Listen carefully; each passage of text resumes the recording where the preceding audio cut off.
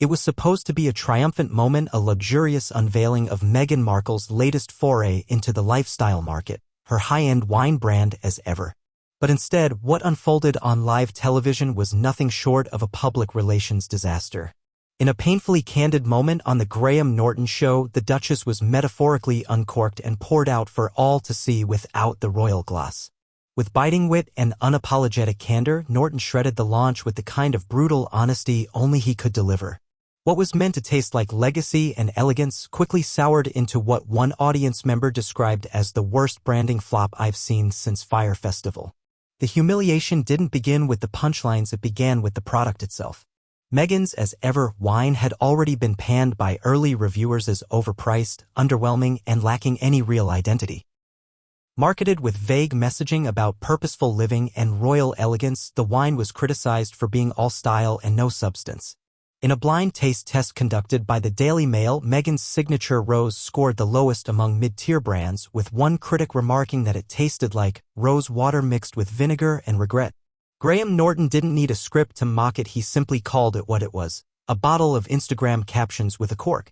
On live TV, the audience erupted in laughter as Norton recited snippets from the wine's official description, mocking lines like notes of female empowerment and harvested under a full moon. What does that even mean? He quipped. Is this wine or a tarot card reading? Meghan, who reportedly tuned into the episode ahead of a scheduled media appearance, was said to be furious behind the scenes. According to insiders, she found Norton's takedown personal and venomous, especially given that she had hoped her brand would reframe her public image as an entrepreneur rather than a scandal magnet. The backlash didn't stop at comedy. Within hours of the episode airing, social media lit up with clips of the segment with hashtags like Cringe Wine and Meg the Merlot trending globally. Influencers who had once praised Meghan's visionary rebranding began deleting posts or clarifying that they had never actually tried the wine.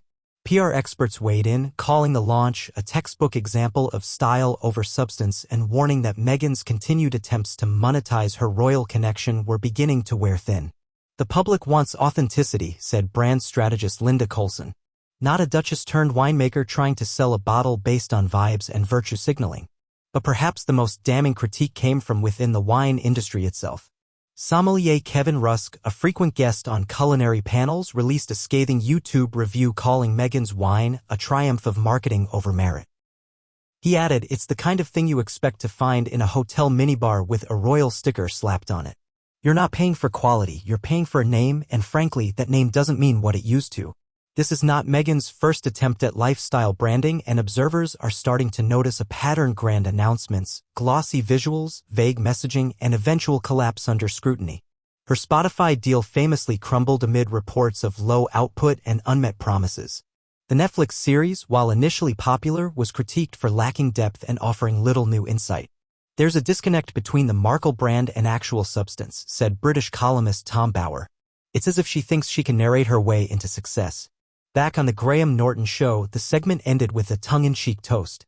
Norton raised a glass presumably not filled with Meghan's wine and said, "To everyone who knows what real taste is." The jab wasn't lost on viewers.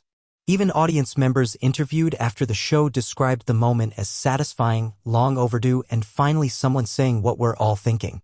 In an age where celebrity ventures are scrutinized more than ever, Meghan's failed wine launch is not just a bad day at the office, it's a flashing red light on a public brand in freefall.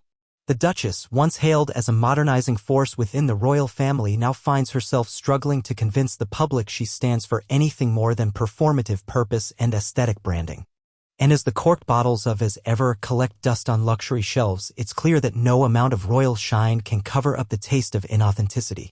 Meghan may have expected to toast to success, but thanks to Graham Norton and an audience that's no longer buying what she's selling, all she's left holding is a bitter glass of reality. What was meant to be a comeback has instead become a cautionary tale.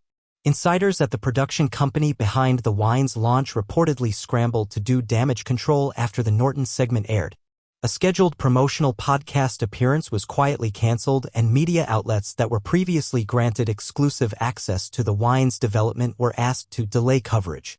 Meanwhile, several boutique retailers that had stocked as ever for its brand name alone are now facing customer backlash, with many demanding refunds and accusing stores of pushing hype over quality.